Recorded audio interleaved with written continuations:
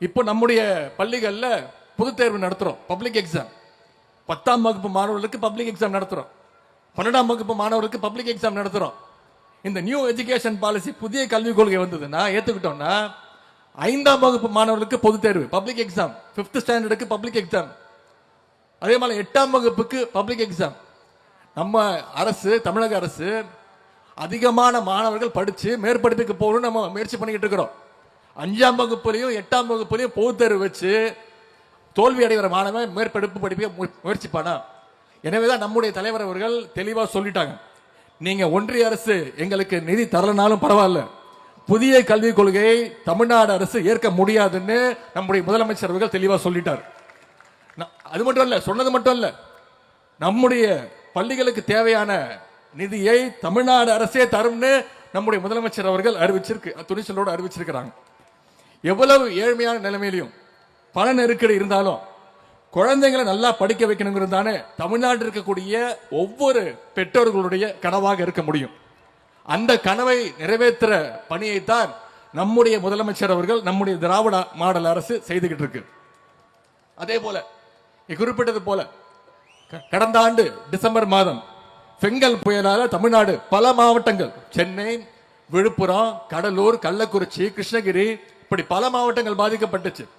சென்ற ஆண்டுக்கு முதல் ஆண்டு 2023ஆம் ஆண்டு மிக்ஜாம் புயலால தமிழ்நாட்டுடைய பல மாவட்டங்கள் பாதிக்கப்பட்டுச்சு. சென்ற பெங்கல் புயலுக்கு நம்முடைய முதலமைச்சர் அவர்கள் ஒரு கோரிக்கை வச்சாங்க. வெள்ள நிவாரண பணிகளுக்காக 6675 கோடி ரூபாய் எங்களுக்கு வேணும் நம்முடைய முதலமைச்சர் அவர்கள் வேண்டுகோள் வச்சாங்க. ஒன்றிய அரசுக்கு கோரிக்கை வச்சாங்க. மக்கள் பாதிக்கப்பட்டிருக்கிறாங்க, பெரிய பாதிப்பு இந்த பெங்கல் புயலால. ஆனா நம்முடைய ஒன்றிய அரசு திருப்பி கொடுத்தது எவ்வளவு? வெறும் 9404 கோடி ரூபாய். தமிழ்நாடு அரசு, நம்முடைய முதலமைச்சர் கேட்டது 6675 கோடி ரூபாய். ஆனா ஒன்றிய அரசு கொடுத்தது வெறும் 944 கோடி ரூபாய். கடந்த ஆண்டு மட்டுமல்ல, அதற்கு முந்தைய ஆண்டுகள்லயும் இதே நிலைமை தான். இப்படி தொடர்ந்து நம்முடைய தமிழ்நாடு அரசு, தமிழ்நாட்டு மக்களை ஒன்றிய அரசு தொடர்ந்து புறக்கணிச்சுட்டு வருது. ஒன்றிய அரசுடைய இந்த மாற்றாந்தாய் மனப்பான்மையை கண்டிச்சுதான் அதை மக்களுக்கு கொண்டு போய் சேர்க்கணும்னு விளக்கி சொல்றதுக்காகத்தான் இன்னைக்கு தமிழ்நாடு முழுக்க நம்முடைய திராவிட முன்னேற்ற கழகம் தொடர்ந்து இந்த மாதிரி கூட்டங்களை நடத்திக்கிட்டு இருக்கு. நம்முடைய தலைவர் அவர்கள் ஆவடியில் இன்றைக்கு இந்த இதே மாதிரி ஒரு கண்டன கூட்டத்தில் பேசிக்கிட்டு இருக்கிறார். அது மட்டும் இல்ல, ஒன்றிய பாஜகவினுடைய ஆஸ்தான அடிமை திரு எடப்பாடி பழனிசாமி அவர்கள், அவரால் கூட ஆதரிக்க முடியாத அளவிற்கு ஒரு குப்பை பட்ஜெட்டை ஒன்றிய அமைச்சர் நிர்மலா சீதாராமன் அவர்கள் தாக்கல் செஞ்சிருக்கிறாங்க. அப்படின்னா எவ்வளவு மோசமான பட்ஜெட் அப்படிங்கிறத நீங்களே புரிஞ்சுக்கோங்க. பத்திரிகையாளர்கள் பட்ஜெட் தாக்கல் பண்ண பிறகு பத்திரிகையாளர்கள் திரு எடப்பாடி பழனிசாமி அவர்கிட்ட போய் அதிமுகவுடைய பொதுச் செயலாளர் பத்திரிகையாளர் கேட்கிறாங்க, இந்த பட்ஜெட்டை பத்தி என்ன நினைக்கிறீங்கன்னு. திரு எடப்பாடி பழனிசாமி அவர்கள் என்ன தெரியுமா சொன்னாரு? இது ஒரு மாயாஜால பட்ஜெட். ஏதாவது கேள்விப்பட்டிருக்கீங்களா இந்த மாதிரி ஒரு வார்த்தை? இது பாராட்டுன்னு எடுத்துக்கிறதா இல்ல வஞ்ச புகழ்ச்சின்னு எடுத்துக்கிறதா? இந்த பட்ஜெட்டை பாராட்டிட்டா நல்லா இருக்குன்னு சொன்னா மக்கள் கோவப்படுவாங்க, ரைடு விட்டுருவாங்க. நல்லா இல்லைன்னு சொன்னா ஒன்றிய அரசு ரைடு விட்டுரும். அதனாலதான் பாதுகாப்பா என்ன சொல்றாரு, இது ஒரு மாயாஜால பட்ஜெட், இதை எப்படி வேணா எடுத்துக்கலாம்.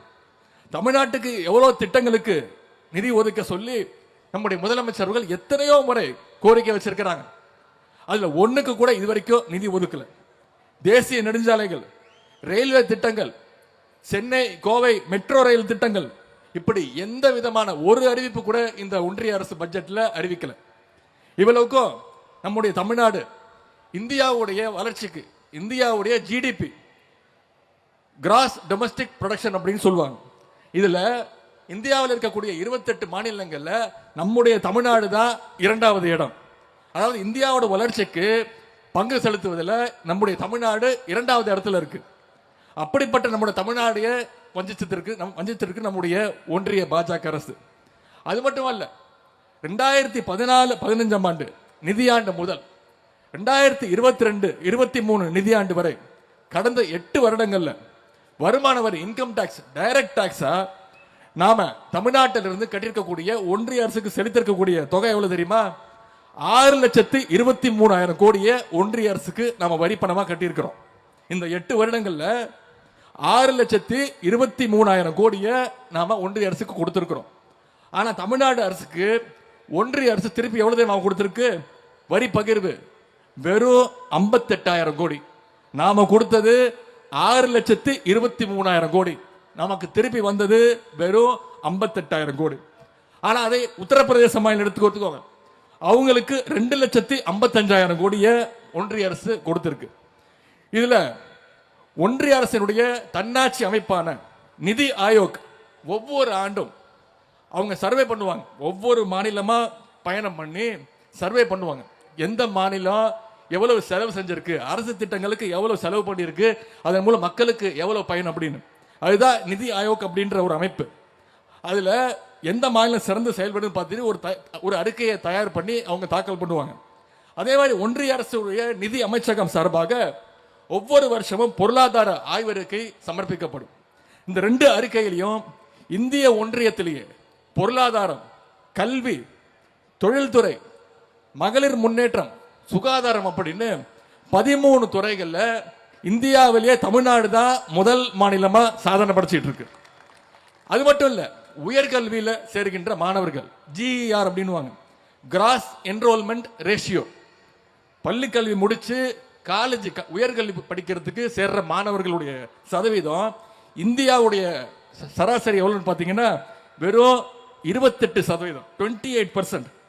ஆனா தமிழ்நாட்டுடைய சதவீதம் எவ்வளவு தெரியுமா? உயர்கல்வியில் சேரக்கூடிய மாணவருடைய சதவீதம் 48%. இந்தியாவிலேயே முதல் இடம் நம்முடைய தமிழ்நாடு. ஆனா இவ்வளவுக்கு பிறகும், இவ்வளவு சாதனைகளை நாம் தொடர்ந்து செஞ்சது பிறகும் நிதி ஒதுக்கீட்டில் மட்டும் தமிழ்நாட்டை ஒன்றிய அரசு சுத்தமா புறக்கணிச்சிட்டு வராங்க. தமிழ்நாட்டை தான் புறக்கணிக்கிறாங்கன்னு பார்த்தா ஒட்டுமொத்த இந்தியாவுடைய பொருளாதாரத்தை முன்னேற்றமாவது பட்ஜெட்ல ஏதாவது ஒரு அறிவிப்பு இருக்குன்னு பார்த்தா எதுவுமே இல்லை. வேலை வாய்ப்புக்குன்னு எந்த திட்டமும் கிடையாது. ஒன்றிய அரசு ஏற்கனவே செயல்படுத்துகின்ற நலத்திட்டங்களுக்கான நிதி ஒதுக்கீட்டையும் பெரிய அளவில் குறைச்சிட்டாங்க. ஒன்றிய அரசுடைய தவறான கொள்கைகளால இந்தியாவில் மட்டும் இல்ல, உலக அளவில் இன்னைக்கு நம்முடைய நாட்டு மக்கள் அவதிப்பட்டுக்கிட்டு இருக்கிறாங்க. பாஜக சங்கிகள் அடிச்சு விடுவாங்க. உங்களுக்கு தெரியும், மோடியை பார்த்து பல நாடுகள் பயப்படுதுன்னு, அமெரிக்கா பயப்படுது, இங்கிலாந்து பயப்படுது, தொடர் நடக்குதுன்னு 56 இன்ச்சுன்னு. ஆனா இன்னைக்கு அமெரிக்காவில் என்ன நடக்குதுன்னு நாம ஒவ்வொருத்தரும் தொலைக்காட்சியில பேப்பர்ல பார்த்துக்கிட்டு இருக்கிறோம். இந்தியர்களை கை காலில் விலங்கு போட்டு அடிமைகள் மாதிரி அமெரிக்காவிலிருந்து இங்க இந்தியாவுக்கு அனுப்பிச்சிட்டு இருக்கிறாங்க. இதை தடுக்க வேண்டாம், கண்டிக்க கூட திராணி இல்லாத அரசாக தான் ஒன்றிய பாஜக அரசு செயல்பட்டு இருக்கு. இதை பற்றி வெளியுறவுத்துறை அமைச்சர் திரு ஜெய்சங்கர் போய் கேட்டா என்ன தெரியுமா சொல்றாரு? இதெல்லாம் ரொம்ப சர்வசாதாரணம், அடிக்கடி நடக்கிற விஷயம்னு கடந்து போறாரு ஒன்றிய உள்துறை அமைச்சர். வேலை வாய்ப்புல ஃபெயில், பொருளாதாரத்துல ஃபெயில், வெளியுறவு கொள்கையில ஃபெயில். ஏதாவது ஒரு சப்ஜெக்ட் 2 சப்ஜெக்ட்ல ஃபெயில் ஆனா பரவாயில்ல, ஒன்றிய பாஜக அரசு, நரேந்திர மோடி அரசு அனைத்து சப்ஜெக்ட்லயும் ஃபெயில் ஆகி இப்போ நின்றுட்டு இருக்கு. தமிழ்நாட்டுடைய மக்களுடைய ஓட்டு வேணும்னா மட்டும் தமிழ்நாட்டுக்கு வருவார் திரு மோடி அவர்கள்.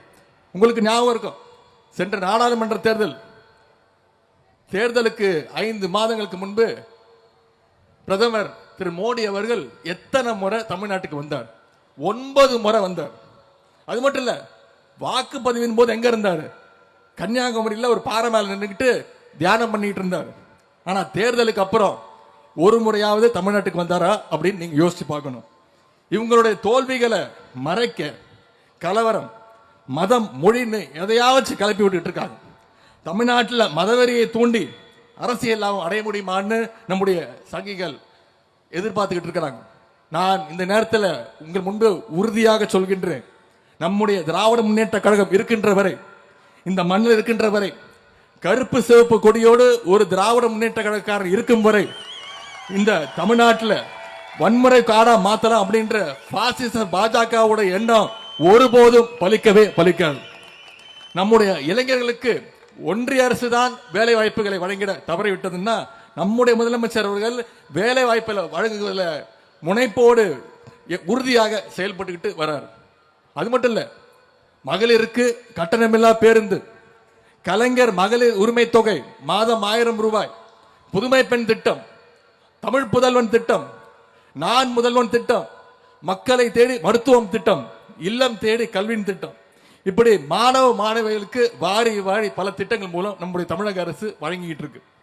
ஒன்றிய அரசு தமிழ்நாட்டை எவ்வளவு புறக்கணிச்சாலும் சரி, தமிழ்நாட்டு மக்களுடைய உழைப்பாலும் அறிவாற்றலாலும் திராவிட மாடல் அரசனுடைய நிர்வாக திறமையாலும் தமிழ்நாடு எப்பொழுதுமே இந்தியாவுடைய நம்பர் 1 மாநிலமாக திகழ்ந்து கொண்டிருக்கும். ஆனா இந்த வளர்ச்சியை பொறுத்துக்க முடியாம இங்க இருக்கக்கூடிய ஆளுநர் மூலமாகவும் நமக்கு இடையூறு செய்ய முயற்சி பண்ணிக்கிட்டு இருக்கிறாங்க. நம்முடைய சட்டமன்றத்தில் எந்த மசோதாவை நிறைவேற்றி அமைச்சாலும் நம்முடைய ஆளுநர் அவர்கள் அதை வாங்கி வச்சுக்கிட்டு ஒன்றிய அரசுக்கு அனுப்புவதே இல்லை. அதற்கு அவர் ஒப்புதல் தர்றதே கிடையாது. ஒன்றிய அரசுடைய பட்ஜெட்ல தமிழ்நாடுங்கிற பேர் எப்படி இல்லையோ அதே மாதிரி சட்டமன்ற உரை எடுத்து பார்த்தீங்கன்னா ஆளுநருடைய உரை இருக்கவே இருக்காது. ஒரு முறை கூட நாம தயார் செஞ்சு கொடுக்கக்கூடிய உரையை அவர் படிக்கிறதே இல்லை. ஆளுநர் என்பவர் மக்களால் தேர்ந்தெடுக்கப்பட்டவரா? மக்கள் தேர்ந்தெடுத்தாங்களா? கிடையாது. ஒன்றிய அரசால் நியமிக்கப்பட்டவர் தான் ஆளுநர். அவருடைய ஒரே வேலை என்ன? வருஷத்துக்கு ஒரு முறை சட்டமன்றத்துக்கு வந்து முதலமைச்சர் என்ன எழுதி கொடுக்கிறாரோ, அமைச்சரவை எதை ஒப்புதல் தருதோ அதை படிச்சுட்டு போறது மட்டும்தான் ஆளுநருடைய வேலை. அதையாவது சரியா செய்யறாரான்னு பார்த்தீங்கன்னா அதுவும் கிடையாது. 2 வருடங்களுக்கு முன்பு என்ன சொன்னாரு? மாநிலத்துடைய பெயரே மாத்தணும் அப்படின்றார். தமிழ்நாடுன்ற பெயர் எனக்கு பிடிக்கல, அதை மாத்தணும், தமிழகம் அப்படி மாத்தணும் அப்படின்னார். ஒட்டுமொத்த தமிழ்நாட்டு மக்களுடைய எதிர்ப்பை தெரிவிச்சோன்னு உடனே பல்ட்டி அடிச்சார். இல்ல மன்னிச்சுக்கோங்க, நான் தப்பா சொல்லிட்டேன் அப்படின்னார். சென்ற ஆண்டு என்ன பண்ணாரு? நம்முடைய ஆளுநர் உரையில் இருக்கக்கூடிய அம்பேத்கருடைய பெயர், பெரியாருடைய பெயர், காமராஜருடைய பெயர், கலைஞருடைய பெயர், எல்லா பெயர்களையும் தவிர்த்து விட்டு தன்னுடைய இஷ்டத்துக்கு படிச்சார். ஆனா நம்முடைய முதலமைச்சர் எந்திரிச்சு சட்டமன்றத்தில் சொன்னார், ஆளுநர் பேசிய எந்த உரையும் சட்டமன்ற குறிப்பில் ஏறாது, நாங்க கொடுத்திருக்கிற உயர்தான் சட்டமன்றத்தில் குறிப்பில் ஏறணும்னு சொன்னார். உடனே வெளிநடப்பு பண்ணி செஞ்சுட்டு போயிட்டார். இந்திய வரலாற்றிலேயே, தமிழ்நாடுடைய சட்டமன்ற வரலாற்றிலேயே சட்டமன்றத்திற்கு வாக்கிங் போறதுக்கு வர்ற ஒரே ஆளுநர் நம்முடைய ஆளுநர் ஆர்.என். ரவி அவர்கள் தான். அதே போல இந்த வருஷம் வந்தார். ஒரு படத்துல வடிவேல் காமெடி நீங்க பார்த்திருப்பீங்க. பொண்ணு பார்க்க போவாங்க, பொண்ணை வர சொல்லுங்கம்மா அப்படின்வாங்க. பொண்ணு எப்போ வருது எப்போ போகுதுன்னு யாருக்குமே தெரியாது. ஒரு முறையும் நாங்களும் அப்படிதான் சட்டமன்றத்துக்கு போய் ஆளுநரை பார்க்கலாம் அப்படின்னு உட்காந்துருப்போம். எப்போ வராரு எப்போ போறாரு யாருக்குமே தெரியாது. இந்த முறை என்ன சொல்லிட்டு போனாரு? தமிழ்தாய் வாழ்த்து பாடக்கூடாது, தேசிய கீதம் தான் பாடணும் அப்படின்னு. அதை ஒரு காரணமா சொல்லிட்டு வெளிநடப்பு செஞ்சுட்டு போயிட்டார். நம்முடைய தலைவர் இன்றைக்கு கூட்டத்தில் கூட ஒன்றிய அரசுக்கு, பிரதமர் அவர்களுக்கு ஒரு வேண்டுகோள் வச்சிருக்கிறார். தயவு செய்து வர்ற சட்டமன்ற தேர்தல் வரைக்கும் இங்க இருக்கக்கூடிய ஆளுநர் திரு ஆர்.என். ரவி அவர்களை தயவு செஞ்சு மாத்திராதீங்க. எங்களுக்கான பிரச்சாரத்தை அவரே மக்கள் மத்தியில் செஞ்சுட்டு இருக்கிறாரு. எங்களை விட அதிகமா வேலை பார்க்கிறாரு.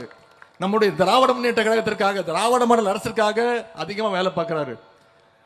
சில வருடங்களுக்கு முன்பு அந்நியன் ஒரு படம் வந்துச்சு, பார்த்திருப்பீங்க. அதுதான் நம்முடைய ஆளுநர் அவர்கள். Split personality. ஒரு 10 நாளுக்கு முன்பு ஒரு கூட்டத்தில் போய் பேசினார். தமிழ்நாடு தான் இருக்கிறதுலேயே பெண்களுக்கு மிகவும் பாதுகாப்பான இடம் அப்படி பேசிட்டு அடுத்த 2 நாள்லயே மாத்தி மாத்தி பேசுறார். அப்படி ஒவ்வொரு நிமிஷம் மாத்தி மாத்தி பேசக்கூடியவர் தான் திரு ஆர்.என். ரவி அவர்கள். இன்றைக்கு அவரை கண்டிச்சு நம்முடைய உரிமையை காப்பாற்றுவதற்காக உச்ச நீதிமன்றத்தில் கழக அரசு வழக்கு போட்டிருக்கு. இன்னைக்கு உச்ச நீதிமன்றம் ஆளுடைய தலையில கொட்டுற மாதிரி பல கேள்விகளை கேட்டிருக்கு. என்ன கேள்விகள் தெரியுமா? சட்டமன்றம் நிறைவேற்றி அனுப்புகின்ற மசோதா மீது எந்த நடவடிக்கையும் எடுக்காம எதற்காக ஆளுநர் அவர்கள் காலதாமதம் செய்கின்றார் அப்படின்னு நாம கேட்கல, உச்ச நீதிமன்ற நீதிபதி கேட்டிருக்கிறார். அதே போல யாருடைய ஆலோசனையின் பேர்ல ஆளுநருடைய செயல்பாடுகள் இருக்கின்றன உச்ச நீதிமன்றம் கேள்வி கேட்டிருக்கு. அதே போல அரசியல் சட்டத்தை அவர் முறையாக பின்பற்றுகிறாரா என்பதையெல்லாம் இன்னைக்கு உச்ச நீதிமன்றம் கேள்வி கேட்டிருக்கு.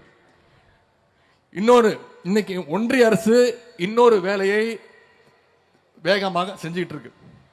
எப்படி ஆட்டை கடிச்சு மாட்டை கடிச்சு கடைசியில் மனுஷனை கடிக்கிற மாதிரி இன்னைக்கு தமிழ்நாட்டுடைய உயர்கல்வியை கெடுக்க பாசிச பாஜக அரசு திட்டம் போட்டிருக்கு. அதற்காகத்தான் யுஜிசி, யூனிவர்சிட்டி கிராண்ட்ஸ் கமிஷன் சொல்லுவாங்க. அதுல புதுசா விதிமுறைகளை கொண்டு வர பார்க்குது ஒன்றிய பாஜக அரசு.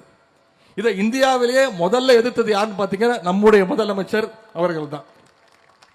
பாஜக அல்லாத அனைத்து மாநில முதல்வர்களுக்கும் இதனுடைய அபாயத்தை பத்தி நம்முடைய முதலமைச்சர் அவர்கள் கடிதம் எழுதினாங்க. இன்னைக்கு தமிழ்நாடு சட்டசபையிலும் இதுக்கு எதிராக தீர்மானம் நிறைவேற்றப்பட்டிருக்கு. நம்மை பின்பற்றி கர்நாடகா மாநிலம், கேரளா மாநிலத்திலையும் இதே போல சட்டப்பேரவையில் தீர்மானம் நிறைவேற்றிருக்கிறாங்க. இதை கண்டிச்சு நம்முடைய மாணவர் அணி நேற்று டெல்லி வரை போய் மிகப்பெரிய போராட்டத்தை நடத்தி இருக்கிறோம்.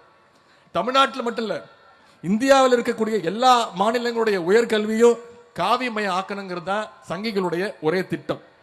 அதுக்கு தான் பல்கலைக்கழகங்களுடைய துணைவேந்தர்களை கண்டறிகின்ற சர்ச் கமிட்டின்னுவாங்க, கண்டறியும் குழுவுக்கான அதிகாரத்தை ஆளுநர் கையில ஒப்படைக்கணும் அப்படின்னு போடுறாங்க. இப்படி நடந்தா எல்லா பல்கலைக்கழகத்திலையும் சங்கிகள் தான் துணைவேந்தர்களா வந்து உட்காருவாங்க. எல்லா மாநிலங்களுடைய பண்பாட்டையும் வரலாற்றையும் அழிச்சு ஒரே வரலாற்றை எழுதணும் அப்படிங்கிறது தான் அவங்களுடைய ஒரே நோக்கம். அதுக்காகத்தான் எப்படியாச்சும் பாஜக சங்கிகள் துடிச்சிக்கிட்டு இருக்கிறாங்க. இதுக்கு காரணம் இன்றைக்கு கல்வி பொதுப்பட்டியல் இருக்கு, கன்கரண்ட் லிஸ்ட்ல. இந்தியாவை பொறுத்தவரை பார்த்தீங்கன்னா மொத்தம் 3 பட்டியல். ஒன்று ஸ்டேட் லிஸ்ட், இன்னொன்று யூனியன் லிஸ்ட், அப்புறம் கன்கரண்ட் லிஸ்ட். ஸ்டேட் லிஸ்ட்னா அதனுடைய சட்டங்கள்ல எந்த விதமான திருத்தங்களையும் கொண்டு வரலாம். யூனியன் லிஸ்ட் பார்த்தீங்கன்னா ஒன்றிய அரசு கையில் இருக்கக்கூடிய துறைகள் மீது அவங்களுக்கு முழு உரிமை உண்டு. கன்கரண்ட் லிஸ்ட்னா மாநில அரசும் ஒன்றிய அரசு சேர்ந்து முடிவெடுத்து திருத்தங்களை கொண்டு வரலாம். உதாரணத்துக்கு யூனியன் லிஸ்ட் எடுத்துக்கிட்டீங்கன்னா ஒன்றிய அரசுடைய பவர்ஸ்ல இருக்கிறது ராணுவம், மிலிட்டரி, வங்கிகள், பேங்க், வெளியுறவு கொள்கை, சென்சஸ், அதே போல விமான போக்குவரத்து, தொலைத்தொடர்பு, டெலிகம்யூனிகேஷன். அதே மாதிரி ஸ்டேட் லிஸ்ட் எடுத்துக்கிட்டீங்கன்னா உதாரணங்கள் பொது சுகாதாரம், பப்ளிக் ஹெல்த், சட்டம் ஒழுங்கு, காவல்துறை, உள்ளாட்சித்துறை, இதெல்லாம் நம்முடைய மாநில அரசுடைய உரிமைகள். பொதுப்பட்டியல் கன்கரண்ட் லிஸ்ட் எடுத்துக்கிட்டீங்கன்னா வர்த்தகம், ட்ரேடு, வனம், ஃபாரஸ்ட் டிபார்ட்மெண்ட், மின்சாரம், எலக்ட்ரிசிட்டி மாதிரியான. அதே மாதிரி கல்வியும் இப்போ பொதுப்பட்டியல் தான் இருந்தது. ஒரு காலத்தில் கல்வி மாநில பட்டியலில் மாநிலத்துடைய உரிமையாக இருந்தது. மிசா காலத்தில் 1976 அதை பொதுப்பட்டியலுக்கு எடுத்துட்டு போயிட்டாங்க. ஆகவே நம்முடைய கல்வி உரிமையை மீட்கணும்னா கல்வியை மாநில பட்டியலுக்கு கொண்டு வருவதுதான் இதற்கெல்லாம் ஒரே தீர்வு. ஏன்னா பல்கலைக்கழகங்களை உருவாக்குறது மாநில அரசு, பேராசிரியர்களுக்கு சம்பளத்தை கொடுக்கிறது மாநில அரசு, பல்கலைக்கழகங்களுக்கான அந்த கட்டமைப்பு கட்டடங்களை கட்டுவது மாநில அரசு. ஆனா துணைவேந்தர்களை மட்டும் ஒன்றிய அரசு நியமிக்கலாமா? அப்படி அவங்க நியமிச்சாங்கன்னா ஒன்றிய அரசு சொல்லுகின்ற சிலபஸ் தான் நம்முடைய பசங்க படிக்க வேண்டி வரும். சங்கிகள் துணைவேந்தர்களாக வைஸ் சான்சலரா வந்துட்டாங்கன்னா என்ன சொல்லுவாங்க? நம்முடைய பிள்ளைகள் தினமும் காலையில கோமியம் குடிச்சிட்டு தான் கிளாஸுக்கு வரணும்னு கண்டிஷன் போட்டாலும் போடுவாங்க. ஜாக்கிரதையா இருக்கணும். இதையெல்லாம் தடுக்க வேண்டிய கட்டாயம், கடமை நாம ஒவ்வொருத்தட்டையும் இருக்கு. ஆகவே தமிழ்நாட்டை வஞ்சிக்கின்ற ஒன்றிய அரசுக்கும் பாசிச பாஜகவுக்கும் தக்க பாடத்தை நாம் புகட்ட வேண்டும். அதற்கு ஒரு வாய்ப்பு தான் நம்ம கிட்ட கிடைச்சிருக்கக்கூடிய ஒரு வாய்ப்பு தான் வர இருக்கக்கூடிய 2026 சட்டமன்ற தேர்தல். இன்னைக்கு ஈரோடு கிழக்கு இடைத்தேர்தலில் அடிமைகள் சங்கிகள்னு அத்தனை எதிரிகளும் தெரிச்சு ஓடிட்டாங்க. திராவிட மாடல் அரசுக்கான ஒரு நற்சான்றிதழா நாம இந்த வெற்றியை பார்க்க வேண்டும். ஈரோடு கிழக்குல நாம பெற்றிருக்கக்கூடிய இந்த வெற்றி 2026 8 திக்கும் தமிழ்நாடு முழுவதுக்கும் எதிரொலிக்க வேண்டும். இந்த நேரத்தில் நிதி உரிமை தொடர்பாக ஒரு சிறிய சம்பவத்தை இங்கு நான் நினைவுபடுத்த விரும்புகின்றேன். 1967 முதன்முறையாக திராவிட முன்னேற்ற கழகம் பேரறிஞர் அண்ணா முதலமைச்சராக முதல்ல பொறுப்பேற்கிறோம். பேரறிஞர் அண்ணா மறைந்த பிறகு 1969 நம்முடைய தலைவர் முத்தமிழ் டாக்டர் கலைஞர் அவர்கள் முதலமைச்சராக பொறுப்பேற்கிறார். அப்போ இந்தியா முழுக்க மிகப்பெரிய ஒரு பஞ்சம். அப்போ தமிழ்நாட்டுக்கு நிவாரண நிதி வேணும்னு நம்முடைய தலைவர் அவர்கள், அப்போ முதலமைச்சர் கலைஞர் அவர்கள் டெல்லி வரை சென்று 5 கோடி ரூபாய் எங்களுடைய மாநிலத்திற்கு நிதி வேணும்னு அப்பொழுதைய ஒன்றிய துணை பிரதமர் திரு மொரார்ஜி தேசாயிடம் நம்முடைய கலைஞர் அவர்கள் நேரில் போய் கோரிக்கை வச்சாங்க. அதற்கு அவர் சொன்ன பதில், எங்க கிட்ட பணம் காய்க்கிற மரமா இருக்கு, எதுவும் இல்லை அப்படின்னு திரு மொரார்ஜி தேசாய் அவர்கள் சொல்லி நிராகரிச்சிட்டார். உடனே நம்முடைய தலைவர் அவர்கள் கோவத்தில் வெகுண்டு எழுந்து கலைஞர் அவர்கள், ஐயா இந்த உலகத்திலேயே பணம் காய்க்கிற மரம்னு ஒண்ணு கிடையாது, அது இருந்தா நாங்க உங்ககிட்ட வரோம், நியாயமா மாநிலத்துக்கு தர வேண்டிய ஒன்றிய அரசு தர வேண்டிய நிதியைத்தான் நாங்க கேட்க வந்தோம் அப்படின்னு கலைஞர் கோபமா வெளியில வந்துட்டார். இதுதான் திராவிட முன்னேற்ற கழகம், இதுதான் கலைஞர் அவர்களுக்காக அன்றைக்கும் சரி இன்றைக்கும் சரி என்றைக்கும் திராவிட முன்னேற்ற கழகம் விட்டு கொடுக்காமல் போராடும். நம்முடைய உரிமையை நிச்சயம் திராவிட முன்னேற்ற கழக அரசு நிலைநாட்டும். ஆகவே இன்றைக்கு ஒன்றிய பட்ஜெட்ல தமிழ்நாடுங்கிற வார்த்தையை இல்லாம செஞ்ச பாஜகவுக்கும் அவங்களுடைய அடிமைகளுக்கும் இங்க 2026 ஒரு இடம் கூட இல்லைங்கிற நிலைமையை நீங்கள் அத்தனை பேரும் உருவாக்க வேண்டும். இது வெறும் கண்டன பொதுக்கூட்டம் அல்ல, சங்கிகளையும் அவர்களுடைய அடிமைகளையும் மீண்டும் தமிழ்நாட்டு மண்ணில வீழ்த்துவதற்கான ஒரு சபதமாக நாம எடுத்துக்கொள்ள வேண்டும். எனவே அரசினுடைய சாதனைகளை, திட்டங்களை மக்கள்கிட்ட எடுத்து கொண்டு போய் சேருங்க. ஒன்றிய பாஜக அரசு தமிழ்நாட்டு மக்களுக்கும் நம்முடைய தமிழ்நாட்டுக்கு மாநிலத்திற்கு செய்கின்ற துரோகங்களை மக்கள்கிட்ட கொண்டு போய் சேருங்க. 2026 சட்டமன்ற தேர்தலில் நம்முடைய தலைவர் அவர்கள் சொன்னது போல, சூளுரைத்தது போல குறைந்தது 200 தொகுதியில நம்முடைய கூட்டணி ஜெயிச்சாக வேண்டும். அதற்காக அடுத்து வருகின்ற ஒவ்வொரு நாளும் நாம் அத்தனை பேரும் உழைக்க வேண்டும் என்று கூறிக்கொண்டு இந்த நல்ல வாய்ப்புக்கு நன்றி கூறி மீண்டும் உங்கள் அத்தனை பேருக்கும் வணக்கத்தை கூறிக்கொண்டு விடைபெறுகின்றேன். நன்றி, வணக்கம்.